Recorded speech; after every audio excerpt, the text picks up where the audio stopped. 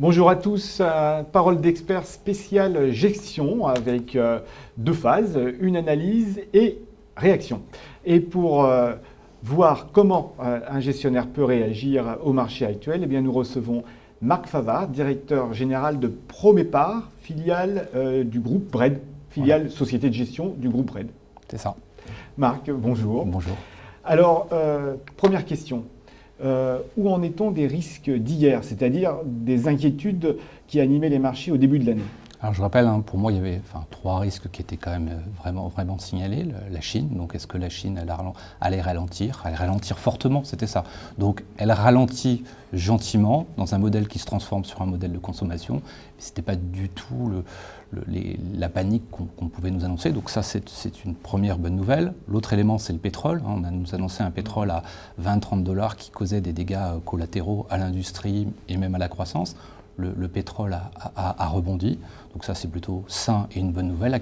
Entre 40 et 50 $, ça convient à tout le monde.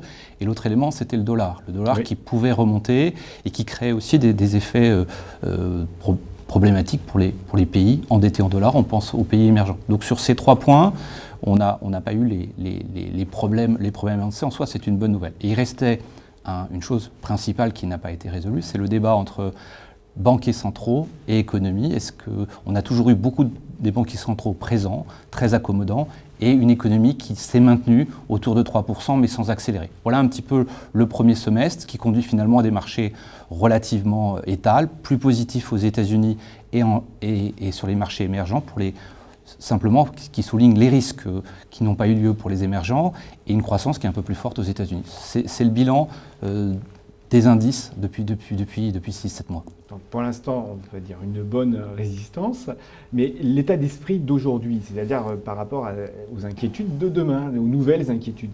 Alors ce qui est important aujourd'hui, c'est qu'on voit bien que les banquiers centraux, même si en Europe ils vont rester très accommodants, au Japon ils le sont beaucoup, en Chine ils vont gérer leur tempo, c'est qu'on attend une croissance un peu plus forte. Donc aujourd'hui on a du 3, il faudrait du 3+. Donc apparemment la seconde partie de l'année s'annonce meilleur. En Europe, ça accélère un petit peu, modestement, mais ça accélère. Aux États-Unis, il n'y a pas de dégradation, les indicateurs du chômage sont bons, la consommation est là, et en Asie, ça va plutôt bien. Donc, ce qui serait bien, c'est qu'on tende vers le 3+, qui permette un petit peu aux banquiers centraux, d'abord aux États-Unis, de peut-être remonter un petit peu les taux, qui signalerait l'amélioration économique, et avec des événements monétaires qui peuvent avoir aussi des conséquences négatives, c'est-à-dire trop longtemps des taux très bas, ça cause aussi beaucoup de débats aujourd'hui. Donc c'est ça l'équation de la seconde partie de l'année. Alors fort de cette réflexion, que fait le gestionnaire que vous êtes? Comment il place ses pions pour